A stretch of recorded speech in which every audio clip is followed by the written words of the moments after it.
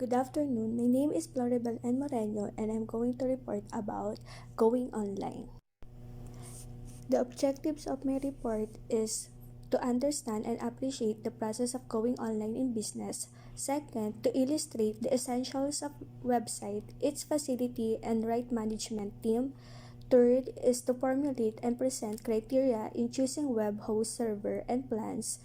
And last is to create and present manual of procedures in building a web management team. For my first topic, what is domain name?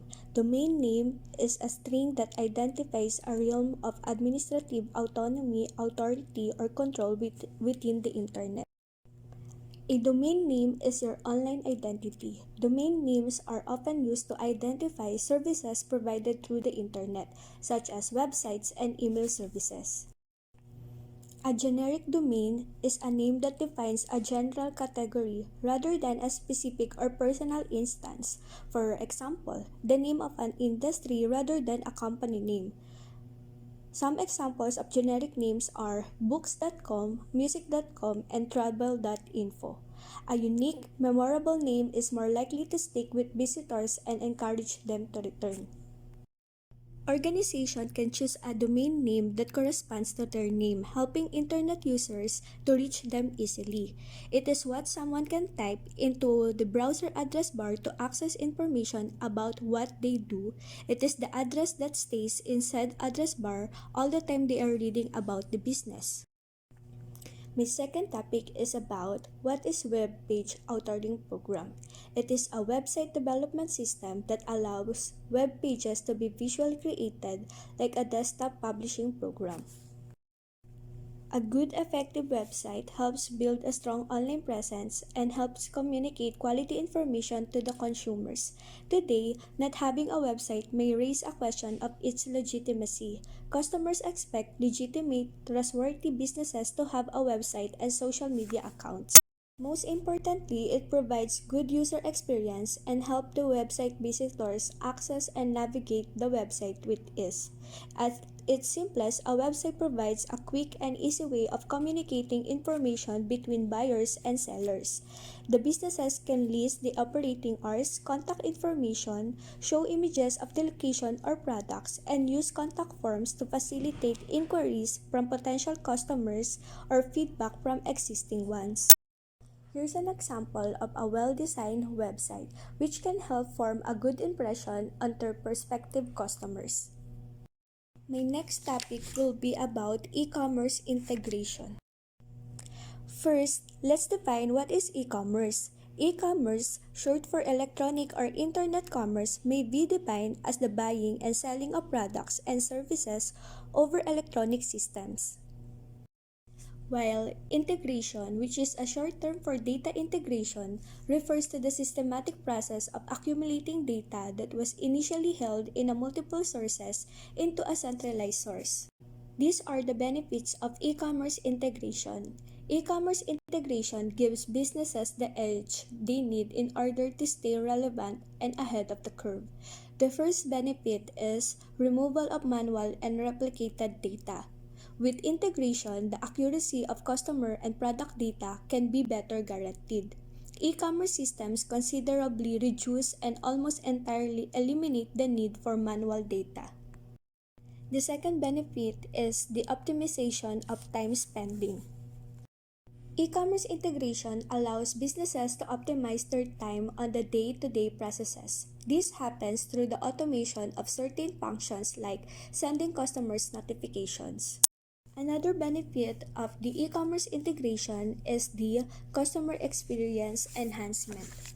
E-commerce integration helps a business allocate its resources more effectively, which ultimately benefits clients by giving them the best service possible. The fourth benefit of the e-commerce integration is the assurance of data integrity and accuracy. Having the right data allows companies to identify the potential market trends. Accurate data on pricing and inventory, the availability and quantity of products and services encourages customers to remain loyal to your business. As a result, a happy and satisfied customer is less likely to look for other products and service providers. The last benefit of e-commerce integration is growth promotion. Business growth is not only achieved through aggressive expansion or by seeking out new clients to purchase products or services. It is also accomplished by maintaining the existing business relationships throughout the expansion. These are the factors to consider when choosing a website host. Each of these can significantly affect the success of your site. First is the website functionality. It can determine the range of features it offers, the ways in which it presents content to the user, and how the content is kept fresh and updated. Second is the website performance. To perform well, your website will need a fast connection to the internet. Third is the website reliability. Your website should be available 24/7. You will need to maintain and support it. And lastly is the website hosting security. Security is an ongoing concern on the internet, so any hosting solution you choose should demonstrate that it is secure and able to withstand hackers, fraudsters, and other attacks. My next topic will be about the web teams. Web teams are made up of a diverse group of people who all contribute their skills in multiple avenues. Each person has a different role that combines with the others to work toward a common goal. The lead designer. When it comes to web teams, a lead designer is someone who is capable of performing in various roles of design and is not limited by tools or media.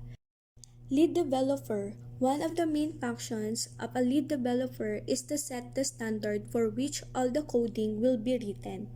Next is the assistant developer. It is the key player in helping projects move toward completion. A web developer is generally someone who writes the code for the digital content we see online. Manager can be thought of as a general manager of the web team and the last point of contact before the more corporate roles. The web manager ensures quality content and functionality of the web content and lead a successful web team. Regardless of what media is being consumed online, there has to be someone to create it. Someone has to write the articles or lead the podcasts. These people are content producers or creators. Content producer must also design and execute a strategy to make the best use of their preferred outlet. For instance, sharing pictures on Instagram would require using the most appropriate and popular hashtags in order to get maximum exposure. Content is being produced, quality control is a necessary step. To ensure that the content is marketable and ready for the public, editors are needed. The editor must make sure that the content is capable of speaking for itself but in a clear manner. A social media coordinator on a web team would need to have a collaborative attitude in order to best use the other functions of the team to help create a clear connection between users and the website. Social media coordinators must be vigilant in monitoring the reputation of the brand as a whole. Social media and public relation coordinator is the one of the more people-focused roles on a web team, while e-marketing coordinator, it is needed department for managing how potential customers are introduced to products and service. My last topic will be about SEO or search engine optimization. Search engine optimization is the process of improving the quality and quantity of website traffic to a website or web page from search engines. SEO targets unpaid traffic rather than the direct traffic or paid traffic. It is the practice of increasing the quantity and quality of traffic to a website through organic means. It means the process of improving your site to increase its visibility when people search for products or services related to your business in Google, Bing, and other search engines. The better visibility your pages have in search results, the more likely you are to garner attention and attract prospective and existing customers to your business. An effective SEO plan is to optimize your website to move you up in the search results where consumers will find your product. This is why SEO is important for e-commerce. It is one of the top factors pulling people to your website. Search algorithms are designed to surface relevant, authoritative pages and provide users with an efficient search experience. Optimizing your site and content with these factors in mind can help your pages rank higher in the search result. When you understand what your website users want, you can then implement that knowledge across your campaign, paid or organic, across your website, across your social media properties, and more. Content quality and keyword research are key factors of content optimization, and crawlability and speed are important site architecture factors. SEO is a fundamental part of digital marketing because people conduct trillions of searches every year, often with commercial intent to find information about products and services. That's all for my report. Thank you.